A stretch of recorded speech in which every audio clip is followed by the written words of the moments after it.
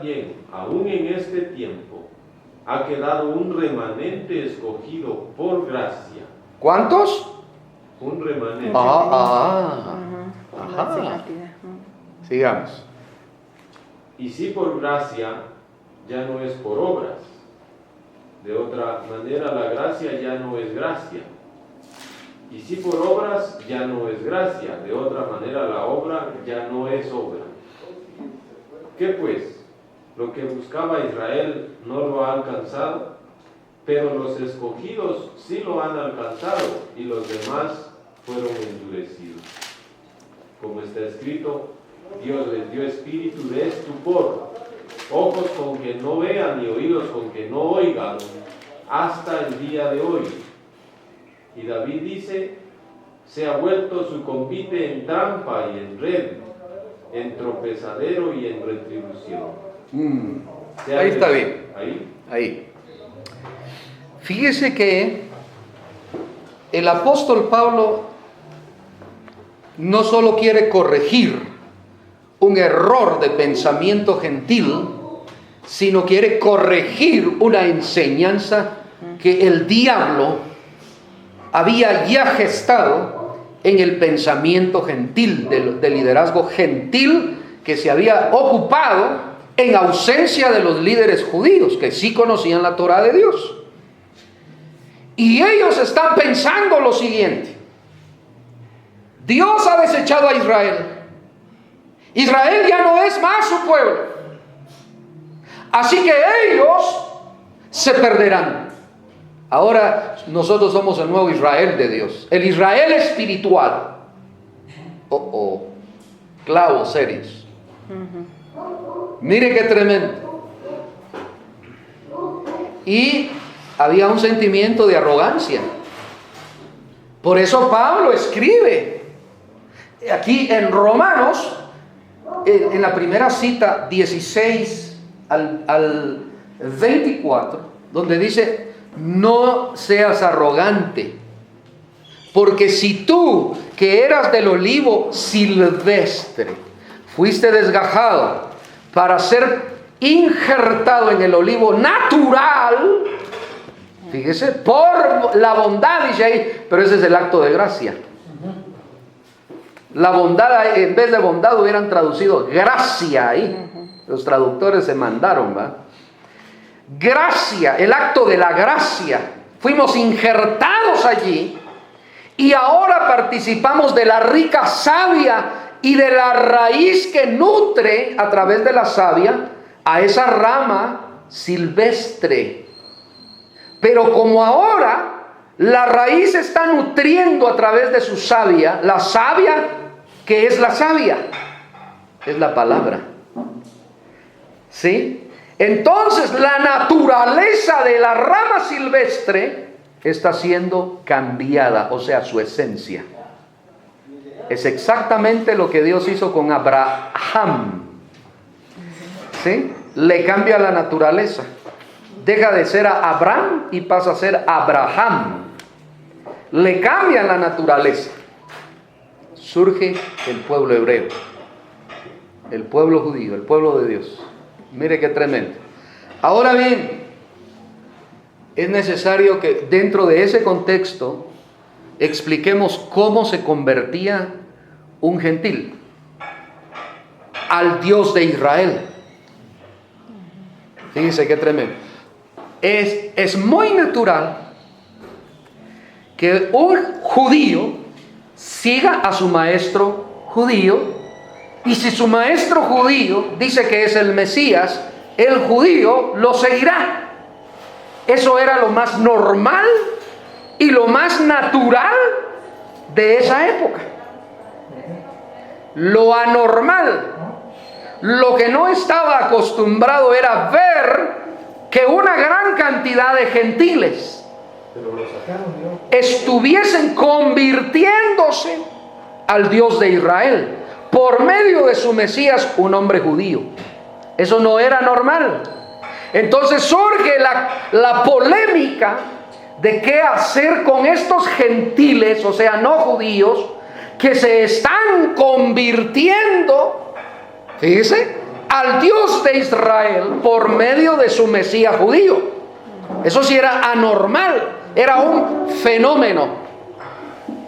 Mire usted qué tremendo. Entonces, ¿qué procedimientos había? Como no había venido el Mesías, debe entenderse y ubicar en tiempo, espacio la diferencia. No había venido el Mesías. Entonces, ¿cuál era el procedimiento de conversión? Uno, circuncisión.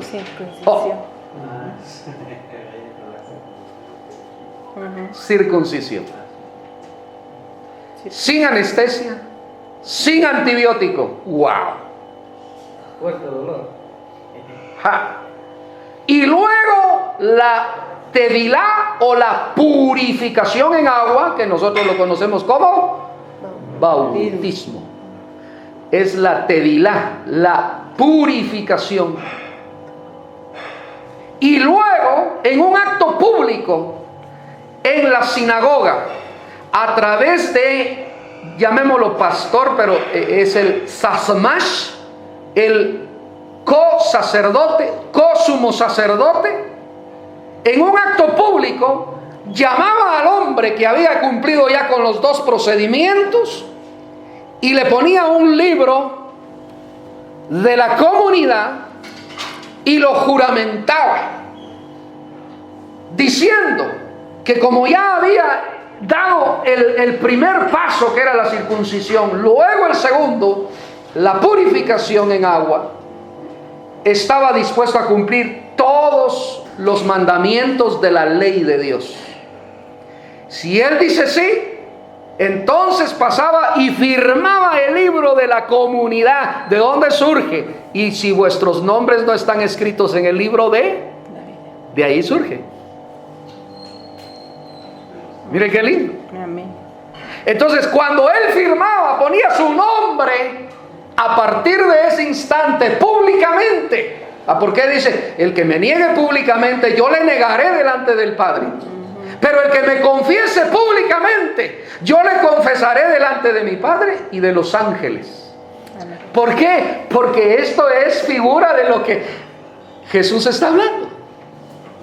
Mire, todo tiene una razón de ser. Entonces, al firmar el libro, el pastor, el sacerdote de la sinagoga, lo declaraba públicamente miembro del pueblo de Israel y por ende hijo de Dios. Qué tremendo, ¿eh? Ahora yo le voy a explicar. Con las mujeres no es lo mismo, porque las mujeres nacen ya circuncidadas. ¿Sabía usted eso? Ellas no necesitan circuncisión, pero entonces necesitan solo hacer un acto. Uno, la purificación. La sinagoga estaba compuesta en tres fases. En la primera, cerca de donde estaba la cátedra de Moisés, que era una silla donde se sentaban y leían el rollo de la Torá y daban las explicaciones, las enseñanzas. En esa parte solo se sentaban los judíos de raza pura. En la parte media, siguiente, que era la media, se sentaban los prosélitos, los conversos al Dios de Israel por medio de los procedimientos que yo ya les describí, porque no había venido el Mesías. Y ahí había mujeres que solo se habían purificado en agua. Y en la parte de atrás, cerca de la puerta, estaban los que simpatizaban, aquella gente que decía, bueno, a mí me gusta ir a cantarle al Dios de Israel, a mí me gusta bendecirlos, apoyarlos, porque veo que su causa es justa, es noble, y apoyaban económicamente, adoraban, pero no se habían circuncidado, ni querían. A eso se les llamaba justos, o los de la puerta. Así les llamaban, justos o los de la puerta. Cornelio era uno que pertenecía al grupo de porque él es un varón justo, le dice Dios. Pero no es justo, dile hermano, no es, hermano, aquel, una referencia de posicionamiento en nivel espiritual, sino era un título que se le daba porque simpatizaba con ellos, porque los apoyaba a ellos. Iba a la sinagoga, pero él se sentaba en la parte de los justos. Y no se había circuncidado, ni quería, porque había mucha gente que había muerto practicándose la circuncisión. Una infección, imagínense, que tremendo, no habían antibióticos, no había nada de lo que hoy hay. Anestesia. ¿Ya se dio cuenta? Pero ahora vamos a entender por qué Pablo, más adelante, llega a las sinagogas y dice: miren todos ustedes que están allá cerca de la puerta, ¿quieren ser parte del pueblo de Dios? Sí, pero no queremos circuncidarnos. No tengan pena, ya no es necesario. Aleluya. ¿Por qué? Solo purifíquense en agua, Amén. porque la circuncisión de ustedes ya la efectuó Cristo. Amén. Y se vuelve conflicto de identidad nacional. Por eso a Pablo lo llamaron hasta hereje, endemoniado, que va en contra de las leyes establecidas para la nación judía. Porque entra en conflicto la identidad de ese pueblo. Porque, fíjese, le decían: ¿tú eres judío? Sí, quiero ver. Y le revisaban si se había hecho la circuncisión. Disculpen, pero es así. ¿Tú eres judío? Sí, quiero ver. ¿Y quién te la hizo? Porque si no te la hizo alguien certificado, todo es pisto, no vale. Aunque sea buena la circuncisión, pero si no te la hicieron los autorizados, tremendo. Sí. Ese es el punto. Pablo viene ahora y entra en contraposición de aquello y le dice: ya no hay necesidad. ¿Cuánto quieren ser parte de todo el mundo? Vengan, los bautizo. Y los judíos explotan y dicen: ¿cómo? Es como que viniera aquí el embajador de la embajada americana y dijera: bueno, ¿quiénes quieren ciudadanía americana? Yo con lindas ganas, ¿verdad? No iría. Pero imagínense, ofreciendo ciudadanía. Bueno, toma. Bueno, ¿y dónde están entonces todos los procedimientos legales para que esto se dé? No importa. Algo así estaba haciendo Pablo. ¿Ya se dio cuenta? Aleluya. Pero recuerde que en la circuncisión de Cristo nosotros fuimos circuncidados. Amén. Porque la circuncisión ya no es la de la carne, sino la del Corazón. ¿Y dónde saca Pablo esto? Moisés en Deuteronomio, cuando hace una recapitulación de la ley, le dice al pueblo: circuncidaos vuestros corazones. Amén. Qué revelación esa. Ya no se circunciden más el prepucio de su carne, circunciden su corazón. Mire, Moisés había entendido el punto, porque tuvo la revelación del Mesías. Por eso escribe eso. Y por eso Pablo ahora, tomando aquello que Moisés dijo hace cientos de años, ahora lo establece como un principio. Pero los judíos tradicionales, ultra ortodoxos, no estaban de acuerdo. ¿Por qué? No.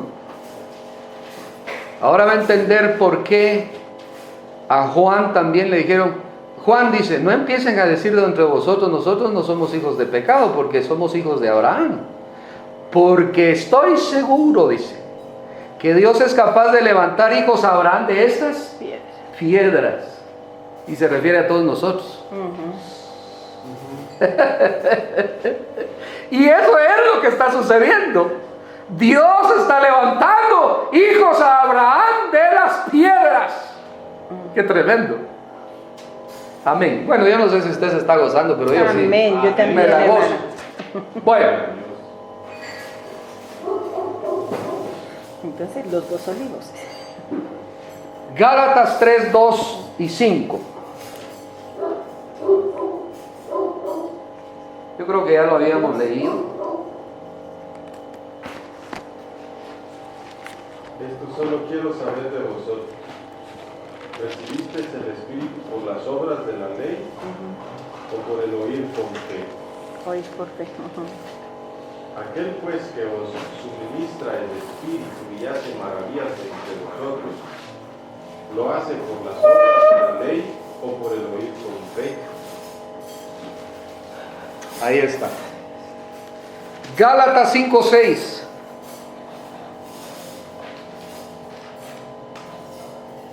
Porque en Cristo Jesús ni la circuncisión vale algo, ni la incircuncisión, sino la fe que obra por el amor.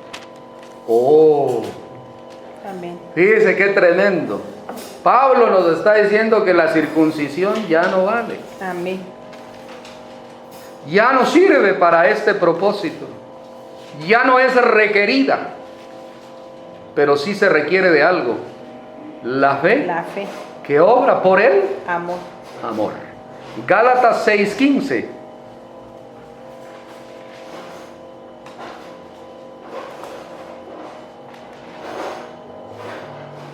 Porque en Cristo Jesús Gálatas. ni la circuncisión vale nada, ni la incircuncisión, sino una nueva creación. Aleluya.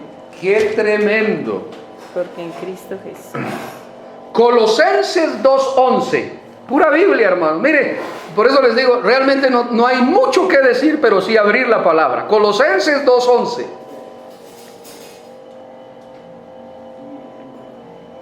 En él también fuisteis circuncidados con circuncisión no hecha a mano, al echar de vosotros el cuerpo pecaminoso carnal en la circuncisión de Cristo.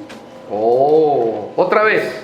En él también fuisteis circuncidados con circuncisión no hecha a mano, al echar de vosotros el cuerpo pecaminoso carnal en la circuncisión de Cristo. Amén.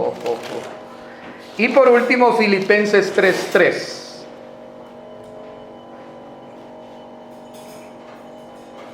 Hay más textos, ¿verdad? Pero creo que esos son suficientes. Porque nosotros somos la circuncisión, los que en 3:3. espíritu servimos a Dios y nos gloriamos en Cristo Jesús, no teniendo confianza en la carne. Oh, ya aquello de que mira, si no estás circuncidado, porque habían hermanos que exigían que los gentiles que se estaban convirtiendo al Dios de Israel se circuncidaran. Pero Pablo está diciendo no hay necesidad, porque en la circuncisión de Cristo todos ellos fueron circuncidados, echando de sí el cuerpo de pecado, la inclinación al mal. Qué tremendo, ¿verdad? Entonces, esto ya no está basado en carne, es un acto del Espíritu efectuado aquí, en el Amén. corazón. Amén. ¿Sí? Muy bien. Cristo no había sido manifestado y por eso el procedimiento de la circuncisión, la purificación y la firma del libro. Venido Él por la fe que obra por el amor y en la circuncisión de Él fuimos circuncidados. Ahora sí, nos han hecho fácil el camino. Qué tremendo, ¿verdad? Nos han acortado y nos facilitaron el camino de la conversión. Uno, fe en Él, Amén. que obra por amor. Fe en Él, en el Mesías, porque Él es el autor y consumador de la fe. Dos, purificación, llamada bautismo para nosotros. Pero debo practicar el bautismo en nombre de quién. Si mi fe es en el autor y consumador de la fe, ¿en nombre de quién me voy a bautizar? Ahí está. Ese es un tema que en otra ocasión vamos a tratar también. ¿En nombre de quién debo hacerme bautizar? ¿Ya? Qué tremendo. Ahora, el conflicto era ese, una cantidad tremenda de gentiles convirtiéndose. Y ellos no sabían qué hacer con ellos. ¿Qué relación hay entre la ley y la gracia? Y entre la fe y las obras. Ese era el conflicto que surgió. Y hasta el día de hoy, yo creo que ya lo entendimos. Gracias a Dios. Ya tenemos claro el punto. Pero todavía una gran cantidad de hermanos, no. Pero hay que invitarlos a que tengan comprensión de la relación entre ley y gracia, fe y obras. Eso es lo tremendo. Muy bien.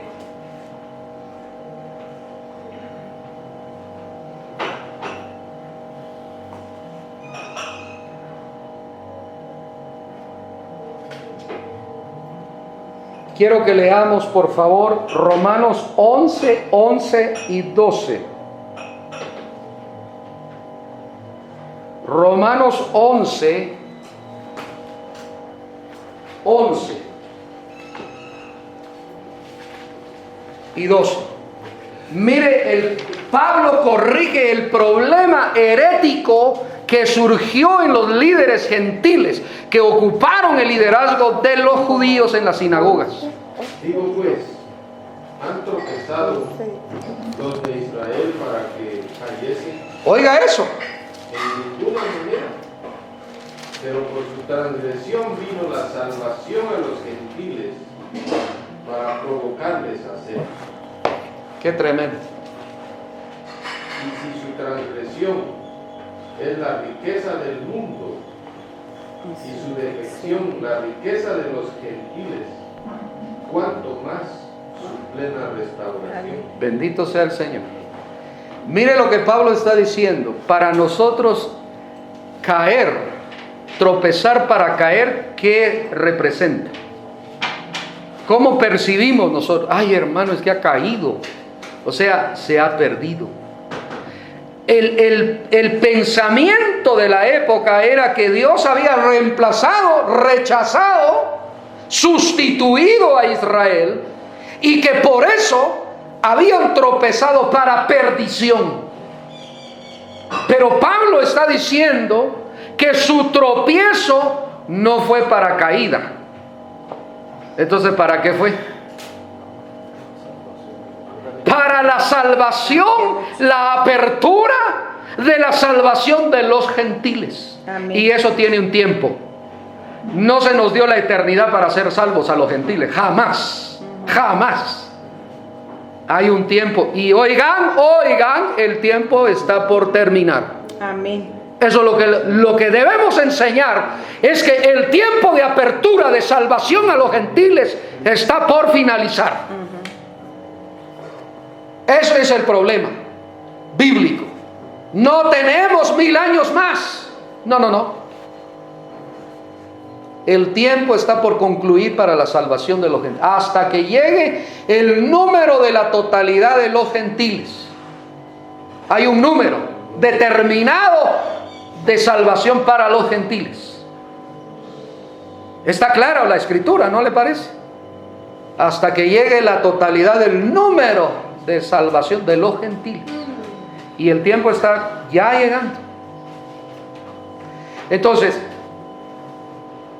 ¿ha tropezado Israel para perdición, para que cayese? Y él responde, en ninguna manera. Ahora, su transgresión resultó en la salvación de los gentiles. Ahora, no todo Israel fue endurecido, sino un sector. Y gracias a ese endurecimiento de ese sector, nosotros entramos. Amén. Fíjese, por unos cuantos que se endurecieron, nosotros entramos a la salvación. ¿Y qué es la salvación? Son 5 cosas como mínimo. ¿Qué es la? ¿Qué es la salvación? Es la adquisición de 5 cosas como mínimo. Ya las vamos a ver. Fíjese qué interesante. Así es que no todo Israel se endureció, no todos tropezaron, solo unos cuantos. Judas fue endurecido. Es tremendo. Pedro fue endurecido, lo negó y después se arrepintió, fue restaurado. ¿Ya? Los líderes del pueblo fueron endurecidos. Algunos se arrepintieron después de la muerte y de lo que vieron en presencia de la muerte del Mesías. Pero por esos cuantos, los gentiles alcanzaron la salvación. Mire, tremendo. Ahora, leamos por favor el versículo 15. Sí. Romanos 11:15.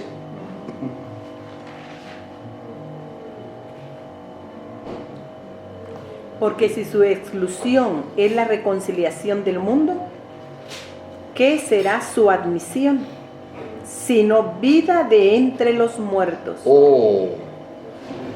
Si su exclusión Es la reconciliación es la reconciliación del mundo gentil, queda claro. Ah, ¿Cuánto más será su restauración, vida de entre los muertos? aleluya. Porque está escrito, y todo Israel será salvo. Todo, sin excepción.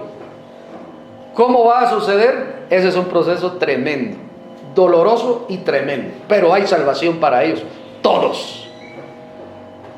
Ahora, Dios no está llamando a las naciones a ser salvas.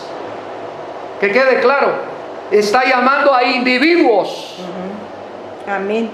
Porque es personal. A la única nación a quien la llama a la salvación es a Israel. ¿Por qué? Porque de ellos son los pactos, la adopción, las promesas, el Mesías, la Torá. Qué tremendo, ¿verdad? Si ellos, teniendo pacto, si nosotros aceptamos que el pensamiento de la época en que Pablo corrige esa enseñanza y aceptáramos, por ejemplo, que Israel fue reemplazada, sustituida, rechazada por Dios, teniendo pacto con Dios, teniendo Dios promesas, fíjese, teniendo al Mesías y su Torá, ¿qué nos pasará a nosotros que no tenemos ni Dios, ni pacto, ni Mesías, ni promesas?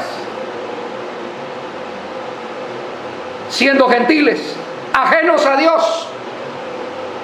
Si Él no fue fiel con los que hizo pacto, ¿cuánto más con los que no ha hecho pacto?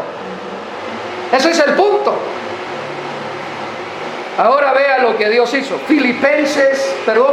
Efesios 2:12.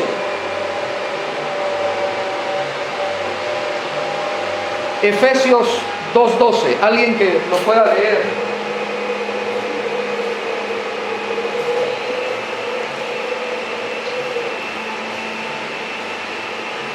En aquel tiempo estabais sin Cristo, alejados de la ciudadanía de Israel y ajenos a los pactos de la promesa, sin esperanza y sin Dios en el mundo.